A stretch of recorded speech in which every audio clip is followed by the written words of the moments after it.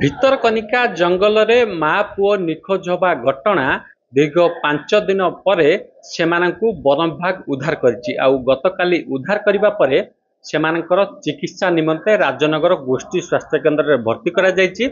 ସେମାନଙ୍କୁ ଗତକାଲିଠାରୁ ଚିକିତ୍ସା ଜାରି ରହିଛି। ବର୍ତ୍ତମାନ ଏ ହେଉଛି ଆପଣ ସିଧାସଳଖ ଚିତ୍ର ଦେଖିପାରୁଥିବେ। ବେଡ୍ରେ ଅଛନ୍ତି, ତାଙ୍କ ମା ଅଛନ୍ତି, ସେପଟରେ ପୁଅ ଅଛନ୍ତି। ସେମାନଙ୍କର ଚିକିତ୍ସା ଜାରି ରହିଛି କାରଣ ଯେହେତୁ 5 ଦିନ ଧରି ସେମାନେ ରାତି ଦିନ ଭିତରକନିକା ଜଙ୍ଗଲ ମଧ୍ୟରେ ଏକ ଗଛ ଉପରେ ବସି ରହିଥିଲେ, ଲୁଣି ପାଣି ପିଇକରି ଜୀବନ ବଞ୍ଚାଇଛନ୍ତି। ସେଥିପାଇଁ ତାଙ୍କର ସ୍ୱାସ୍ଥ୍ୟ ବ୍ୟବସ୍ଥା କେଉଁଠି ନା କେଉଁଠି ଟିକେ ଖରାପ ହୋଇଛି। ସେଥିପାଇଁ ତାଙ୍କୁ ମେଡିକାଲରେ ଭର୍ତ୍ତି କରାଯାଇଛି। ତାଙ୍କ ସହିତ ଆଲୋଚନା କରିବା। ଆଜ୍ଞା, ଆପଣ 5 ଦିନ ଧରି ଜଙ୍ଗଲରେ ରହିଲେ, କେମିତି କ'ଣ ଜଙ୍ଗଲରେ ରହିଲେ ଆଉ କେମିତି ରାତ୍ରି କାଟିଲେ? କାରଣ ଯେହେତୁ ଜଙ୍ଗଲରେ ବା ଭିତରକନିକାରେ କୁମ୍ଭୀର ଅଛନ୍ତି ପ୍ରବଳ ବା ପ୍ରଚୁର ମାତ୍ରାରେ, ଆପଣଙ୍କ ମନରେ ଭୟ ନଥିଲା? କ'ଣ କେମିତି ରହିଲେ? ଗଛ ଉପରେ କ'ଣ କେମିତି ରହିଲେ? ଗଛ ଉପରେ ରହିଲି। ଗଛ ଉପରେ ରାତି ହେଲେ ଗଛ ଉପରେ ସାରା ଦିନ ଚାଲିଲି, ଗଛ ଉପରେ ଯାଇକିରି ବସିଲି। ସାରା ବୁଲୁଛି, ବାଟ ପାଇବି ବୋଲି ବୁଲି ପାଉନି, ଗଛ ଉପରେ ଯାଇକି ରହୁଛି। ନାଇଁ, ଆପଣ ଯେତେବେଳେ ଗଲେ, ଆପଣ ସେଠିକି ଯାଇଥିଲେ, ଆପଣ ପୁଣି ଫେରି ଆସିଥାନ୍ତେ, ପ୍ରତିଦିନ ଯେମିତି ଯାଆନ୍ତି ବା ଫେରି ଆସନ୍ତି ସେମିତି ଫେରି ଆସିବା। କ'ଣ ଅସୁବିଧା ହେଲା ଆପଣ ଆଉ ଫେରି ପାରିଲେ ନାହିଁ, ରହିଗଲେ ଜଙ୍ଗଲ ଭିତରେ? ଫେରି ପାରିଲେନି, ସେ ବାଟ ଅବଣା ହେଇଗଲା। ସବୁଦିନ ମାଛ ଧରିବାକୁ ଯାଏ, ସେଦିନ ଗଲି ତ ବାଟ ଅବଣା, ତ ଫେରି ପାରିଲିନି। କେମିତି ଚେଷ୍ଟା କରୁଥିଲେ ଫେରିବା ପାଇଁ? ଫେରିବା ପାଇଁ ଚାଲିକିରି ବାଟ ଖୋଜୁଥିଲି, ପାଇଲିନି। ଆଉ ମନରେ କ'ଣ ଆଶଙ୍କା ଥିଲା ଯେହେତୁ 4-5 ଦିନ ଧରି ରହିଗଲେ ଜଙ୍ଗଲ? ଆଶଙ୍କା କ'ଣ ହଉଥିବ, ବଞ୍ଚିବି ଭଳିଆ ଆଶା ନଥିଲା। କ'ଣ ଖାଉଥିଲେ, କ'ଣ କେମିତି ରହିଥିଲେ? କିଛି ତ ନଥିଲା, ଖାଲି ସେ ଲୁଣି ପାଣି ପିଇକିରି ଜୀବନ ଧାରଣ କରିବା କଥା। କୁମ୍ଭୀର ଥିଲେ, ଯେହେତୁ ଭିତରକନିକା ନଦୀରେ ପ୍ରବଳ ମାତ୍ରାରେ ବଉଳା କୁମ୍ଭୀର ଅଛନ୍ତି, କୁମ୍ଭୀର ପ୍ରତି ଆପଣମାନଙ୍କର ଭୟ ଥିବ। ଭୟଭୀତ ଅବସ୍ଥାରେ କେମିତି ରହିଲେ? ଆଉ ଯେହେତୁ ଆପଣ ତା ଭିତରେ ଅଛି, କୁମ୍ଭୀର ମଧ୍ୟ ଚଳପ୍ରଚଳ କରୁଥିବେ, କେମିତି କ'ଣ ରହିଲେ ତା ଭିତରେ? ସେମିତି ଡରରେ ରହିଲି। ଆଉ ତାପରେ କେମିତି କାଲି କେମିତି ଉଦ୍ଧାର କରାଗଲା ଆପଣଙ୍କୁ? କାଲି ବନ ବିଭାଗ ଯେତେବେଳେ ବୋର୍ଡ ନେଇକି ଜଣେ ଗଲା, ଡାକିଲି, ଶୁଣିଲା ନା। ତାପରେ ଆଉ ଜଣେ ଗଲା, ଡାକିଲି, ତାପରେ ସେମାନେ ଶୁଣିକିରି ବୋର୍ଡ ରଖିକିରି ବାଟ କାଟିକିରି ଆମକୁ ଆଣିଲା ଉଠେଇକି। ନିଶ୍ଚିତ ଭାବେ ଆପଣ ଶୁଣୁଥିଲେ, ଏ ହେଉଛି ତାଙ୍କ ମାଙ୍କର ପ୍ରତିକ୍ରିୟା। ତାଙ୍କ ପୁଅ ମଧ୍ୟ ଅଛନ୍ତି, ତାଙ୍କ ସହିତ ଆଲୋଚନା କରିବା।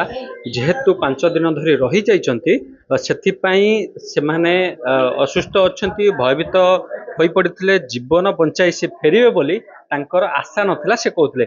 ଆଜ୍ଞା, ଆପଣ ଗତକାଲି ଆପଣଙ୍କ ମାଙ୍କୁ ଆପଣଙ୍କୁ ଉଦ୍ଧାର କରାଯାଇଛି, ବନ ବିଭାଗ ଉଦ୍ଧାର କରିଛି। ପୁରା ଘଟଣା କେମିତି କ'ଣ ଥିଲା, କେମିତି ଉଦ୍ଧାର କରାଗଲା, କେମିତି 5 ରାତି ଆପଣ କାଟିଲେ ସେଠି ଭିତରକନିକା ଜଙ୍ଗଲରେ, ପୁରା ବିସ୍ତୃତ ଭାବେ ଟିକେ କୁହନ୍ତୁ। ସେଇଠି ତ ମାଛ ଧରିବା ପାଇଁ ଯାଇକି ବୁଲିଲୁ, ସେପଟେ ଯାଇକି ବୁଲିଛୁ। ବୁଲିବା ପରେ ଦେଖି ବିଭାଗ ମାନେ ଯାଇଛି, ଭାଇମାନେ ଯାଇଛି, ସମସ୍ତେ ଯାଇଛି। ଆମେ ଜାଣିନୁ, ଡଙ୍ଗା ନେଇକି ଯାଇଛି ସେମାନେ। ହଁ, ତାପରେ ଗୋଟେ ଗଲା, ତାପରେ ଆଉ ଗୋଟେ ବେଳକୁ ଡାକ ପକେଇଲି, ନଦୀ ପାଖରେ ଟିକେ ରହିଲୁ। ଶୁଣିକି ଆଇଲୁ, ଦେଖି ବୋଟ ଗୋଟେ ଯାଇଛି, ଆଉ ଗୋଟେ ଆସିବ କି ନ ଆସିବ। ନଦୀ ସେଠି ଟିକେ ଟିକେ ଚାଲୁଛୁ, ଆମେ ନଈ ଚାଲିଛୁ। ଗଛ ଭିତରୁ ଦେଖିଲି ବହୁତ ଡଙ୍ଗା ଗୋଟେ ଆଇଲା, ଡାକ ପକେଇଲୁ, ଭାଇ ବଞ୍ଚାରେ, ଆମେ ଯିବୁ। ତାପରେ ଆସିଲା, ସାଇଟ୍ ଲଗେଇଲା, ଟିକେ ଏପଟେ ସାଇଟ୍ ଲଗେଇବା ପରେ ଉଠିଲା, ଆମେ ଡଙ୍ଗା ଉପରେ ଆସିଲେ। କେତେ ଜଣ ସାଙ୍ଗ ହିଁ ଜଙ୍ଗଲକୁ ଯାଇଥିଲେ? 4 ଜଣ ଯାଇଥିଲେ।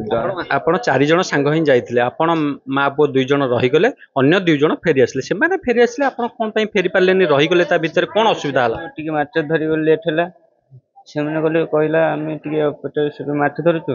ମୋ ମା କହିଲା ଏପଟେ ଆମେ ମାଛ ଧରୁଛୁ, ଏପଟେ ଦିଗଲେ ମାସି ଆଉ ନନା ଧରୁଛୁ ଏପଟେ।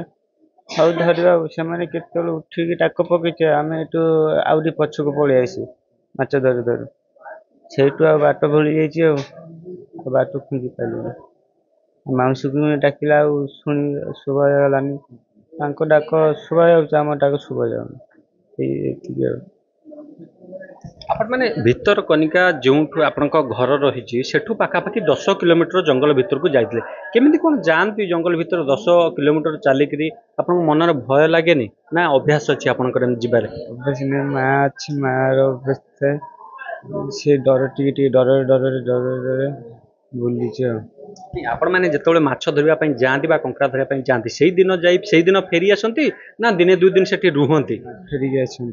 ସେଦିନ ଆଉ ଫେରି ପାରିଲେ ନାହିଁ। ନାଇଁ କଣ କେମିତି ଖାଇଲେ କଣ ରହିଲେ? ସେ କଣ ନେଇକି ଯାହା ଦିନ ପାଇଁ ଜଳଖିଆ ନେଇକି ଯାଇଥିଲି, ଚୁଡ଼ା ଚିନି ନେଇକି ଯାଇଥିଲି, ଆଉ ପାଣି ଟିକେ ନେଇକି ଯାଇଥିଲି, ସେତିକି ଆଉ ନାହିଁ। ମନରେ କଣ ଆଶଙ୍କା ଥିଲା? ଆସିବି କି ନ ଆସିବି ଏ ବି କିଛି ମୁଁ ତ ଭାବୁଥିଲି ଭୋଟ ଟୋଟ ପାଇଲେ ତାଙ୍କ ଭୋଟରେ ପଳେଇଯିବି, ଏଇଟା ଟିକେ ମାନେ ଥିଲା। ଭଗବାନଙ୍କ ଦୟାରୁ ଫେରି ଆସିଛନ୍ତି। ଭଗବାନ ଆପଣ ଶୁଣୁଥିଲେ ଏ ହେଉଛି ପ୍ରତିକ୍ରିୟା ଯେଉଁ ମା ପୁଅଙ୍କୁ ନିଖୋଜ ଥିଲେ ତାଙ୍କୁ ଗତକାଲି ଉଦ୍ଧାର କରାଯାଇଥିଲା। ତାଙ୍କ ସହିତ ଆମେ ଆଲୋଚନା କରୁଥିଲେ। ବର୍ତ୍ତମାନ ତାଙ୍କୁ ରାଜନଗର ମେଡିକାଲରେ ଚିକିତ୍ସା କରାଯାଉଛି। ଆଉ ସେ କଳା ରାତିର ସେ କାଳ ରାତିର ସେଇ କଳା କାହାଣୀକୁ କହୁଥିଲେ କିଭଳି ଭାବେ ସେମାନେ ଜୀବନ ବଞ୍ଚାଇଥିଲେ। ଆଗରୁ ଯାଆନ୍ତି ଯଦିଓ ଫେରି ଆସନ୍ତି, କିନ୍ତୁ ଗତ ବୁଧବାର ଯେଉଁ ଯାଇଥିଲେ ମାଛ ଧରିବା ପାଇଁ ବା କଙ୍କଡ଼ା ଧରିବା ପାଇଁ ସେଠାକୁ ଗଲା ପରେ ଆଉ ସେମାନେ ଫେରି ପାରିନଥିଲେ। ଗଛ ଉପରେ ସମୁଦ୍ର ବା ଲୁଣି ପାଣି ପିଇକିରି ଜୀବନ ବଞ୍ଚାଇଥିଲେ। ଭଗବାନଙ୍କ ଦୟାରୁ, ଭଗବାନଙ୍କ ଭରସାରୁ, ଆଶୀର୍ବାଦରୁ ସେମାନେ ନୂଆ ଜୀବନ ପାଇ ପୁଣି ଫେରି ଆସିଛନ୍ତି। କେନ୍ଦ୍ରାପଡ଼ା ରାଜନଗରରୁ ତ୍ରିଲୋଚନ ଦାସ, ନନ୍ଦିଗୋଷ୍ଠୀ।